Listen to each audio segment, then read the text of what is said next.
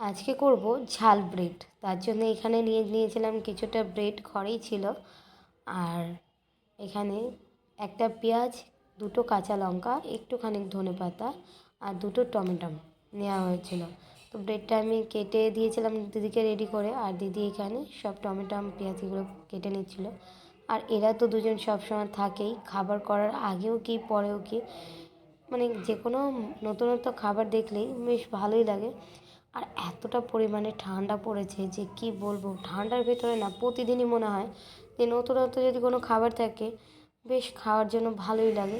তো আমাদের কিন্তু প্রতিদিনই টুকিটাকি খাবার বানিয়ে খাওয়ার আমরা চেষ্টা করি, কারণ ঠান্ডাটা অতিরিক্ত তো আর ঘরেই থাকতে হয়, ভালোই লাগে সব। তো এখানে কাটা বাছা সবই তো হয়ে গেছে, হয়ে যাওয়ার পরে দিয়ে দিয়েছিলাম কড়াইতে সামান্য একটুখানি তেল। আর এখানে পেঁয়াজ, টমেটো, কাঁচা লঙ্কা সব একসাথেই দেওয়া হয়েছিল। আর টমেটোটা তাড়াতাড়ি করে যেন গলে যায় তার জন্য দিয়েছিলাম সামান্য একটু নুন।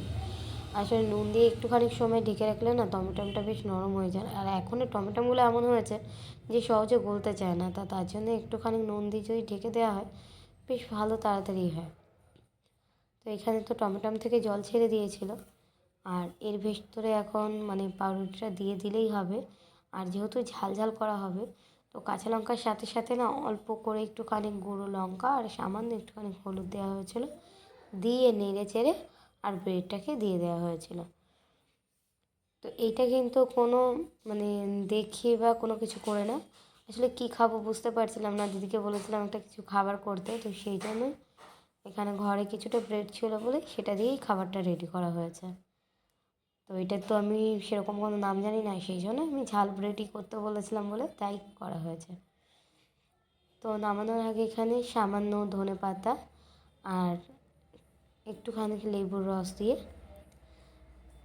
নামিয়ে দিলেই কিন্তু হয়ে গেল আজকের ব্রেড, ঝাল ব্রেড। তো যাই হোক, আমাদের তো কমপ্লিট হয়ে গেছে খাবার। তো এবার নামিয়ে নেওয়ার পর খেয়ে দেখতে হবে যে কেমন কী টেস্ট হয়েছে।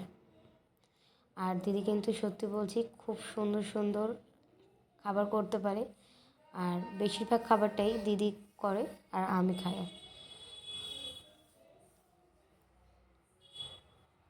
তো আপনারা অবশ্যই জানাবেন যে এটা দেখতে কেমন হয়েছে, আর একবার মন চাইলে কিন্তু ঘরে বসে করে খেয়েও দেখতে পারেন, আশা করি খুব ভালো লাগবে। যাই হোক, আমাদের খাবার তো কমপ্লিট হয়ে গেছে, এবার নামিয়ে নিয়ে খেয়ে দেখার পালা যে কেমন হয়েছে, এটা হলেই হয়ে যাবে। আর এতটা গরম যে তার জন্য ধোঁয়াটা উঠছে দেখুন। তো নামানো আগেই আমি কিন্তু এখানে চামচ নিয়ে বসে পড়েছিলাম খেয়ে দেখার জন্য যে কেমন হয়।